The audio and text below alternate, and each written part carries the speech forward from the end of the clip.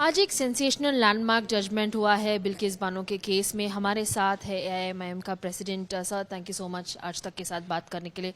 Sir, पहली बात, ये जो जजमेंट आया है इसके बारे में आप क्या मानते हैं? क्या आप इसको एक्सेप्ट करते हैं? मैं शुरू से कह रहा हूं कि बिल्किस बानो के रेप करने वालों को और जिनको सज़ा हुई उनके साथ बीजेपी खड़ी हुई थी, चाहे वो गुजरात की बीजेपी सरकार हो या सेंटर की नरेंद्र मोदी की सरकार हो। और इसीलिए हम देखते हैं कि बिल्किस बानो को जो इंसाफ की लड़ाई उन्होंने लड़ी है, अपनी जान को खतरे में डालकर महाराष्ट्र में उन्होंने सज़ा दिलवाई। और आज court, supreme court, honourable supreme court ये कहता है कि state of Gujarat acted in complicit with the convicts.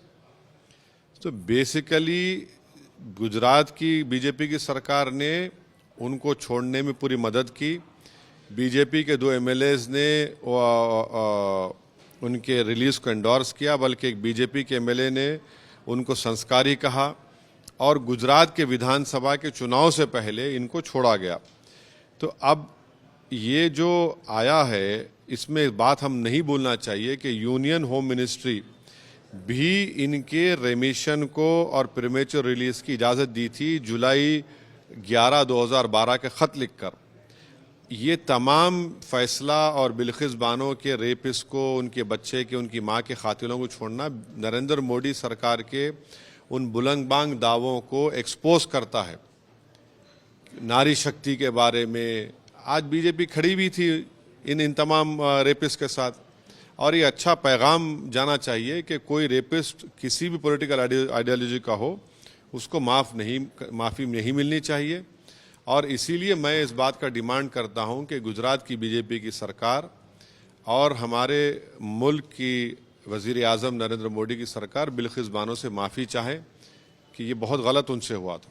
Sir, ये जो 2 एमएलएस और बाकी सारे जो सीनियर लीडर्स थे जो इस वर्डिक्ट के खिलाफ, वर्डिक्ट के साथ थे, जो सपोर्ट कर रहे थे इस 11 कन्विक्ट्स को रिलीज करने में, क्या आप ये मानते हैं कि इन लोग भी बीजेपी के तहत से ही इन लोग को अपॉइंट किया गया था? और इसके बारे में भी आप क्या मानते हैं? इसमें दो राय नहीं है कि बीजेपी में बगैर प्रधानमंत्री नरेंद्र मोदी के हुक्म के बगैर कोई पत्ता नहीं हिलता। तो ये बात बिल्कुल सच है। उनको बोला गया तुम ऐसा बोलो, उनको बोला गया कि आप रेमिशन कमेटी में उनको दो, तो इस पर हुआ। इसीलिए एक जिम्मेदारी बीजेपी की गुजरात सरकार पर आती है, हमारे मुल्क की नरेंद्र मोदी की सरकार पर आती है कि उन्होंने इन रेपिस्ट का साथ दिया, उनको प्रीमेच्योर रिलीज करवाया।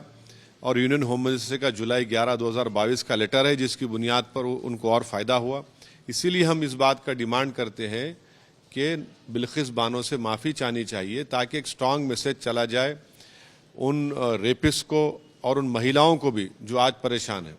सर, ये आप मानते हैं कि जब ये क्राइम हुआ था उस वक्त नरेंद्र मोदी जी गुजरात के चीफ मिनिस्टर थे, तो उनका चीफ मिनिस्टरियल का जो फेलियर था, वो आप ये मानते हैं कि ये जो वर्डिक्ट अभी हुआ है इसका ओवरटर्न हुआ है? नहीं, देखिए, वो जब मुख्यमंत्री थे ये वाक़या हुआ रेप का। वो जब मुख्यमंत्री थे तो केस नहीं चला, बिल्किस बानो का केस चला महाराष्ट्र में। अब जब नरेंद्र मोदी देश के प्रधानमंत्री बन गए तो उन्हीं की सरकार ने, यूनियन होम मिनिस्ट्री ने 11 जुलाई को एक लेटर लिख कर दिया जिसकी बुनियाद पर इन तमाम कन्विक्ट्स को, रेपिस्ट को रेमिशन मिला और उनको प्रीमेच्योर रिलीज कर दिया गया। तो ये हम तो इस बात की तकलीफ है हमको कि वो चीफ मिनिस्टर थे, अब प्रधानमंत्री बन गए, तब भी इन लोगों को आप छोड़ रहे हैं।